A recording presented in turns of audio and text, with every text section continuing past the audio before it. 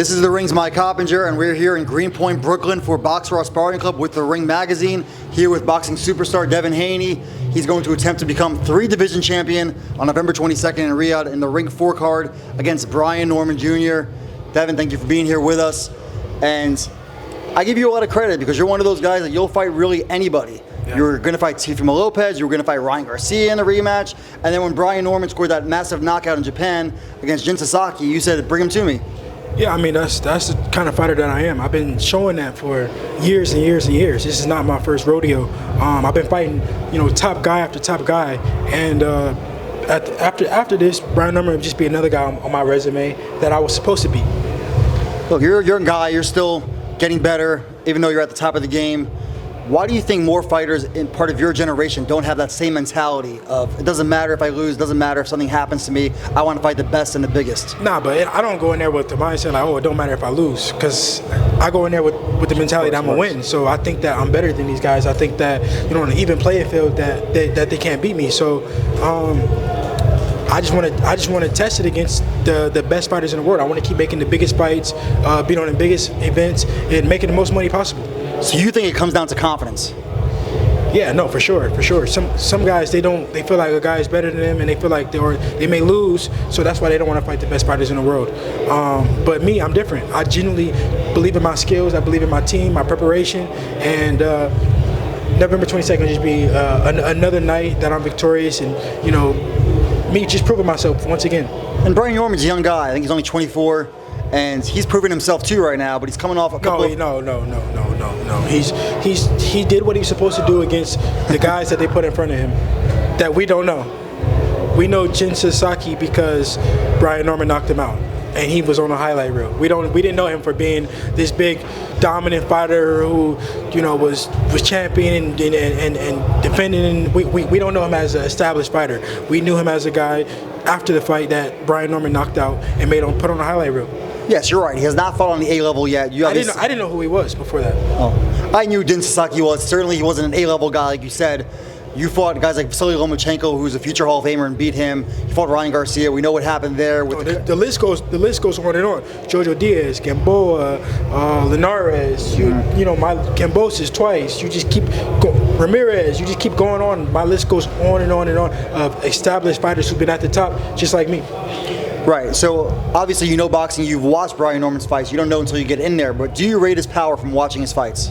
Of course, yeah. No, I mean, you don't just knock a guy out like that on accident. So I believe in his power. I think it's real. I think that he's a very strong guy. But muscles don't win fights. Right. The guy who hits the hardest don't win fights at the top. Yes, at that level that he's been at, yes, he has worked. But this is a total different level that he's never been on. So is he strong? I'm sure he could be as strong as he want to be. He can lift as many weights as he want. That it won't matter on November 22nd.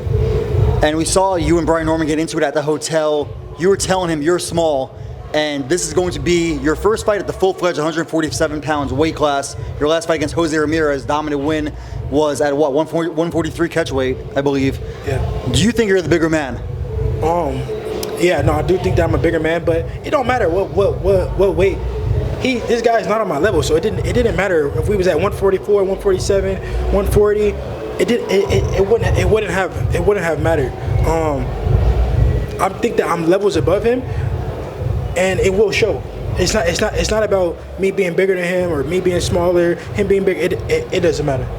This is going to be your first fight in Riyadh. I know you've been planning this for a while. I did think he was bigger than what he was when I saw him. Yeah, he definitely looks smaller in person. Obviously, he's stocky. He has a big build, right? Yeah. He's compact and has the puncher's build. On fight night, we both weighing at 147, and then we'll be on an even playing field. So that's all that matters. So I know you fought in Mexico a lot on the way up. You and your father did a great job with that without a promoter. But this is going to be your first fight outside of North America, right? You're going to be fighting in Riyadh. You've been planning this for a while. Yeah. Why is it exciting? I mean, it's a blessing. It was my dream to fight in Saudi. Ever since they started doing fights there, I asked Allah for this to happen, and alhamdulillah that is happening now.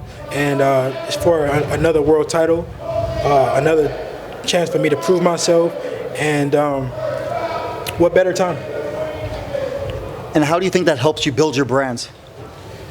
As far as fighting internationally, fighting in a different market. Yeah, no, I mean, since a kid, I always wanted to fight, all over. And when I was young, I always said that, I wanted to take over every gym. Like, when I first started boxing, I wanted to take over this gym, that gym, this gym. Then it was cities. Now it's, then it was states. Then it was, now it's I'm worldwide, international, taking over place by place, fighting the best fighters in the world. And, it does a lot. Especially it's the biggest Muslim community in the world, there in Saudi. So I get to fight against all my brothers and sisters, and it's just a blessing. And does it help you? Because I know a lot of times when you're fighting, you're planning these fights maybe 2 months out, 3 months out. Now you have a lot of time, a lot of lead time until November. Does that help? Yeah, no, it definitely helps.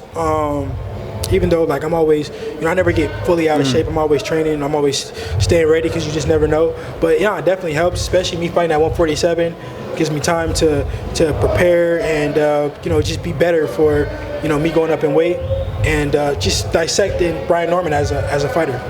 The last time you and I sat down for an interview, right? That was in Big Bear, California, in April, ahead of your fight against Jose Ramirez. After this, now we've seen what happened with Ryan Garcia and Rolly Romero. Do you think that showed that maybe Ryan Garcia did have a big advantage from the PEDs that he got caught with when he fought you? No, I mean, it 100% shows. It was two different people. Two different people on the build-up, two different people on the fight night. I mean, if a blind man could have seen that like that, it just was not the same Ryan Garcia. He had no pop, he had no fast twitch, he had nothing. Like he looked like just a total different person. But how surprised were you with that result? I do give Rolly his credit. He did go in there and he came in there he went in there with a good game plan. He did. It wasn't just him being off PEDs. I think that Rolly fought a good fight on top of him being off. Yeah, Rolly executed, and I thought Rolly looked great at the new weight at 147. His legs looked big. Yeah, no, he surprised me. I mean, I didn't think that I didn't see Rolly winning that way. If he was to win, I thought it would be him landing a big punch. But he went in there and he pretty much outboxed him. So yeah. Were you disappointed with that outcome at all? Because you were planning a big money rematch with Ryan Garcia. Obviously, that fell by the wayside now. Yeah. A lot of people ask me like, "Oh, well, were you upset because it was a lot of money? We signed for a lot of money to fight." But no, it wasn't even really about the money. It was more about that I wasn't able to get back and get that weight off my shoulders and put that to that situation to bed. But I lost perfect plan. Everything happens for a reason. So now I got Brian Norman in front of me, and he's a young, hungry fighter who is a champion for now. November he won't be November 22nd he won't be anymore. But so yeah, no, I'm up for this task. I'm excited to be 3-division champion. Yeah, what a blessing. So do we see a rematch between Devin Haney and Ryan Garcia in the future, or have you sort of moved past it now? Yeah, no, I mean, I still want to set the record straight. It's still a big fight, but right now I'm fighting the best in the division right now at 147. So why? I mean, it's not something I'm looking at right now. Right now, my main focus is Brian Norman. I don't really care about a Ryan Garcia fight. Ryan Garcia got to get back to his winning ways and come back. Absolutely. And we know that originally you were going to be fighting Teofimo Lopez in August. That fight was agreed to. Yeah. What happened there? Yeah, no, me and my team, we negotiated. We agreed to what we agreed to. We thought the fight was going to be on. Tio was saying crazy stuff like, oh, he's with his family, he's eating dinner, he's praying, he's this, that. He was coming up with every excuse. So they were saying tomorrow, and then he finally just was like that it wasn't a fight that he wanted, and was just like, all right, I talked to Turkey. He said, okay, what's next? Who's the next person? Who's next? And the next best person was Brian Norman. And what do you think the reason was? And I'm not saying who's better like skill wise. I'm just saying who's the next best fight, rather than obviously the Teofimo fight was a bigger fight. Yeah. But the next best thing that made sense for me to become champion again and be at the next weight, and that a fight that just made sense would be Brian Norman, and that's the fight that we chose. And why do you think the Teofimo Lopez fight fell through? Obviously it was on his side, but what do you think it was? He just didn't want the fight. I don't know what specific reason why he didn't want the fight. I mean, we can only imagine, but we don't know. So now you have Brian Norman. You're going for a title in a third weight class. Why do you think 147 will be your best weight class yet? Another reason why I don't know is because he negotiated the fight. I mean, he negotiated terms of the fight and then said no. So the terms was already set of what all he had to do was sign. But go ahead. Sorry. Yeah. Why do you think 147 will be your best weight class yet? I think because I'm gonna be fighting more at my natural weight now.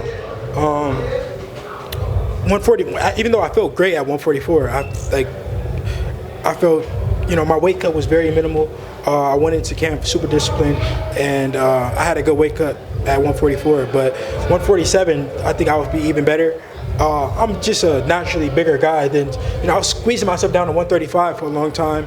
I was squeezing myself down to 140. 144, I feel good, but I just think that 147, I would be even better. I think I'm naturally just a 147 pounder. So you think we're going to see a Devin Haney with more strength, more power? Yeah, no, more strength, more power. Just a lot better. Overall, a lot more elusive. Like I said, just this guy is not on my level. He's not been on this level before, but it's my chance to prove that it's just different levels. And he's a young guy. This is my first time fighting a guy that was younger than me. Right. Yeah. So which is crazy because I'm young still. So it's my time to show that I'm a young OG. And your father, Bill Haney, his father, Brian Norman Sr., are already getting into it. You and Brian Norman got into it as well. What did you see in his eyes when you had the face-off? What, today? Yeah.